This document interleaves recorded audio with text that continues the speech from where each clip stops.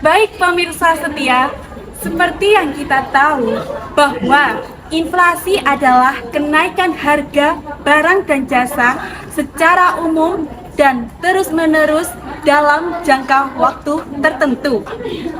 Kenaikan harga dari satu atau dua barang saja tidak dapat disebut sebagai inflasi, kecuali bila kenaikan harga daripada barang lainnya. Kebalikan dari inflasi disebut deflasi. Perhitungan inflasi dilakukan oleh Badan Pusat Statistik di Indonesia. BPS melakukan survei untuk mengumpulkan data harga dari berbagai macam barang dan jasa yang dianggap mewakili belanja konsumsi masyarakat. Data tersebut digunakan untuk menghitung tingkat inflasi dengan membandingkan harga-harga saat ini dengan periode sebelumnya. Salah satu penyebab inflasi disebabkan oleh jumlah uang yang beredar di masyarakat. Dapat diketahui bahwa jumlah uang per tahunnya meningkat secara terus-menerus. Lalu, kenapa tingkat inflasi tidak selalu meningkat walaupun jumlah uang beredar secara terus-menerus meningkat? Hal tersebut disebabkan oleh beberapa faktor selain jumlah uang beredar. Pada tahun 2010 sampai 2011, pergerakan laju kenaikan inflasi pada tahun 2010 sampai 2011 dipengaruhi karena adanya kenaikan harga. Ditunjukkan oleh kenaikan indeks pada kelompok bahan makanan seperti beras, minyak goreng, dan bumbu-bumbuan sebesar 2,21%. Pada tahun 2012 terjadi penurunan tingkat inflasi sebesar 3,65%. Badan Pusat Statistika melaporkan terjadinya penurunan tingkat inflasi pada awal tahun 2012 disebabkan oleh beberapa faktor lainnya. Yang pertama, faktor musim. Faktor musim sendiri memberikan pengaruh signifikan terhadap komoditas beras yang menjadi salah satu komoditas dominan yang berkontribusi terhadap inflasi. Lalu, faktor yang kedua, harga komoditas pangan global yang sedang turun. Turunnya harga komoditas pangan global mempengaruhi tekanan pada komoditas pangan yang diimpor seperti kedelai. Faktor yang ketiga, penundaan kenaikan tarif listrik serta harga BBM bersubsidi mengurangi tekanan inflasi pada harga yang ditetapkan oleh pemerintah. Penundaan kenaikan tarif listrik serta harga BBM bersubsidi tetap memberikan pengaruh terhadap penurunan inflasi dikarenakan tetap menimbulkan ekspektasi yang mempengaruhi inflasi. Lalu, pada tahun 2013 terjadi peningkatan inflasi yang disebabkan oleh kenaikan indeks beberapa kelompok pengeluaran, yaitu kelompok bahan makanan sebesar 3,39%, kelompok makanan jadi, minuman, rokok, dan tembakau 0,46%, kelompok perumahan, air, listrik, gas, serta bahan bakar sebesar 0,56%, kelompok sandang 0,25%, kelompok kesehatan 0,29%, sedangkan untuk kelompok pendidikan, rekreasi, olahraga 0,05%, sedangkan untuk kelompok transport, komunikasi, dan jasa keuangan mengalami penurunan indeks sebesar 0,28%. Badan Pusat Statistik melaporkan laju inflasi pada awal tahun 2014. Ada beberapa faktor yang mempengaruhi. Yang pertama yaitu bencana alam dan banjir yang melanda di berbagai kota di Indonesia menyebabkan harga pangan naik drastis.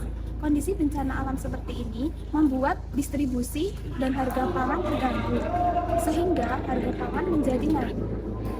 Kemudian faktor yang kedua adalah tekanan inflasi akibat kenaikan gas LPG 12 kg oleh PT Pertamina Persero per 1 Januari 2014. Meskipun harga tersebut sudah direvisi menjadi lebih rendah, namun konsumen sudah merasakan harga yang sangat tinggi. Lalu faktor yang ketiga yaitu pelemahan nilai tukar rupiah yang terjadi sejak pertengahan tahun 2013 yang mengakibatkan harga barang menjadi melejit, terutama barang impor.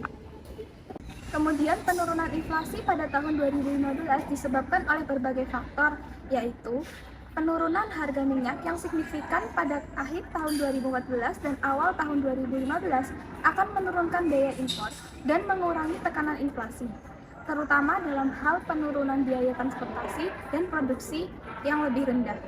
Kemudian yang kedua, kebijakan subsidi bahan bakar pemerintah Indonesia mengambil kepuasan penting untuk mengurangi subsidi bahan bakar pada akhir tahun 2014. Namun, dampak inflasi langsung dari kenaikan harga ini cenderung mereda setelah beberapa bulan. Hal ini dapat membantu menstabilkan atau mengurangi tekanan inflasi dalam beberapa bulan mendatang. Dan kemudian yang terakhir adalah kebijakan moneter Bank Indonesia pada periode menjelang Januari tahun 2015. Bank Indonesia telah mengambil langkah-langkah untuk memperkuat likuiditas dan menyesuaikan suku bunga untuk menjaga inflasi dalam kisaran sasarannya.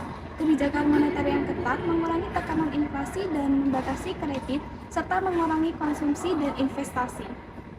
Pada tahun 2016, inflasi berada di level yang rendah karena inflasi bulanan dijaga dengan baik. Terdapat dua faktor yang mempengaruhi. Faktor yang pertama, adanya ekspektasi inflasi yang terkendali di masyarakat turut mempengaruhi capaian inflasi yang rendah.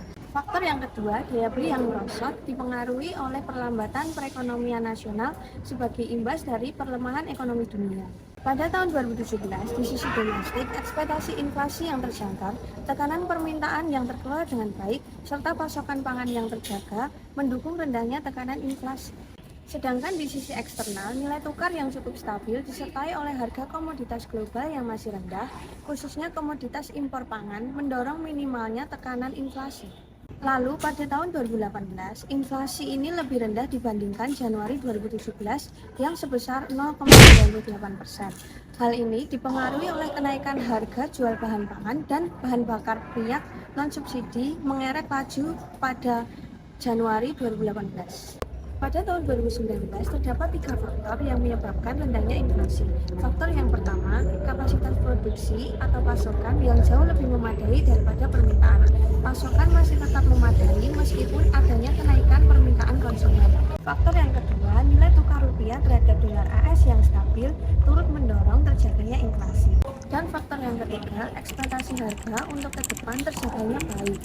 Hal ini dapat terlihat dalam survei ekspektasi konsumen dan perkiraan inflasi dari berbagai sektor turut mempengaruhi rendahnya inflasi. Pada tahun 2020, Badan Pusat Statistik menjelaskan inflasi terjadi karena adanya peningkatan di sebagian besar kelompok pengeluaran, terutama pada komoditas makanan, minuman, dan tembakau. Lalu pada tahun 2021, penyebaran COVID-19 menyebabkan inflasi sedikit turun dibandingkan tahun sebelumnya. Rendahnya inflasi tersebut dipengaruhi oleh melemahnya permintaan seiring pembatasan mobilitas untuk mencegah penyebaran COVID-19. Lalu pada tahun 2022, konflik antara Rusia dan Ukraina menyebabkan harga barang yang mereka pasok mengalami kenaikan akibat adanya pembatasan pemasokan. Krisis Rusia-Ukraina juga menyebabkan harga minyak di dunia mengalami kenaikan. Mengingat Rusia adalah salah satu negara pemasok minyak terbesar, yakni 10% dari total keseluruhan atau 11 barel per harinya. Apabila harga tersebut terus mengalami kenaikan, maka perekonomian global akan terancam morat-marit dan inflasi juga akan mengalami peningkatan. Dan yang terakhir, pada tahun 2023, BPS melaporkan laju inflasi pada Januari sebesar 5,28% secara tahunan. Faktor yang mempengaruhi laju inflasi tersebut ada tiga. Yang pertama, kenaikan tarif cukai sebesar 10% pada 1 Januari 2023. Yang kedua, penurunan harga BBM pada 3 Januari 2023, serta kenaikan suku bunga acuan Bank Indonesia sebesar 25 basis poin pada 19 Januari 2023 menjadi 5,75%. Malam minggu jalan-jalan sama Fajar, tapi Fajarnya ngajak Susi. Mari kita bersama belajar materi seru yaitu inflasi.